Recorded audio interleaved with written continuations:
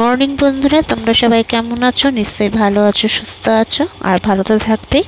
আমিও খুব ভালো আছি। Welcome to my channel Mantu daily ব্লগে। আজকে বৃহস্পতিবার, সকাল সকাল সমস্ত কাজকর্ম সেরে স্নান করে দেখতেই পাচ্ছ তোমরা আমার ঠাকুর পুজো এখানে দেয়া হয়ে গেছে। আর এই বৃহস্পতিবারের দিন আর একটা আজকে দিন আছে।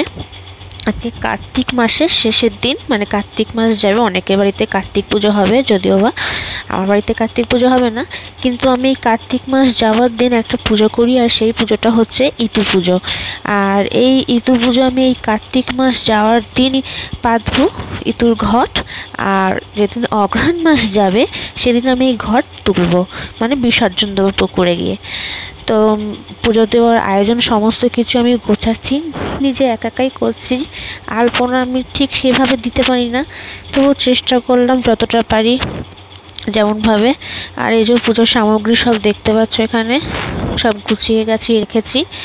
আর এখানে দেখো এই যে সরার মধ্যে মাটি রেখেছি, ইঁদুরে মাটি বলে। আর এখানে কিছু গাছ লাগানো আছে, যেমন তোমাদের হচ্ছে হলুদ গাছ, কচু গাছ, শুশনি শাক, হেলেঞ্চা, কলমি, এইগুলো লাগে এই ইতু পুজো করতে। আর দেখবে ইতু পুজোর পাশে যে দুটো খড়ি আছে, এই খড়ির উপরে দুটো ঘট রেখেছি, ঘটে স্বস্তিক চিহ্ন এঁকে এর মধ্যে ধানের শীষ দিয়েছি। দিয়ে আমি এই ঘট দুটো এই সরার মধ্যে বসাবো, বসিয়ে তারপর আমি ওর মধ্যে ঘট দুটোর মধ্যে জল দেবো, দিয়ে ঘরটাকে পেতে পুজো করব সরা শুদ্ধ। তো এখানে এই যে দেখতেই পাচ্ছ, এখানে সমস্ত কিছু গুছিয়ে গাছিয়ে নিয়ে একেবারে পুজো করতে বসবো। তা সব কিছু ধরি ঠাড়ি নিয়েছি। আর যে দেখতে পাচ্ছ যে যেখানে যে ইট আছে, এই যে ইতুর ঘরটার সমস্ত কিছু গোছানো, আমি ঠাকুর পুজো করলাম। হ্যাঁ, এর মধ্যে আমি আরও অনেক কিছু দিয়েছি, যেমন গোটা মটর, গোটা ছোলা, তারপরে পঞ্চশস্য, কলাই, সমস্ত কিছু দশকর্মার দোকানেই পাওয়া যায়। তাই এই সমস্ত কিছু আমি ঘটের মধ্যে এই সরার মধ্যে দিয়ে গুছিয়ে দিয়েছি। আর তোমরা এই 1 মাসের মধ্যে দেখবে গাছটা যে যে যে সর্ষে দানাগুলো যে আমি ছড়িয়েছি, পঞ্চশস্যগুলো, সমস্ত গাছগুলো হবে দেখতে, লাস্টের দিন দেখতে এত অপূর্ব লাগে, সত্যি অসাধারণ লাগে। আর এই ইতু পুজোটা সবার মধ্যে থাকে না, বা অনেকের থাকে, অনেকের থাকে না, এক একজন অন্য এক একজন করে। তাই এই যে ঘটে আমি যে দুটো ঘট বললাম না স্বস্তিক চিহ্ন দিয়ে এঁকেছি, ধানের শীষ আছে, এই ঘর দুটো সরার মধ্যে দিয়ে আমি 3বার একটা মন্ত্র আছে, যে মন্ত্রটা পড়ে আমার এই ঘটগুলো জল ভর্তি পূর্ণ করতে হবে, করে পুজো করতে হবে।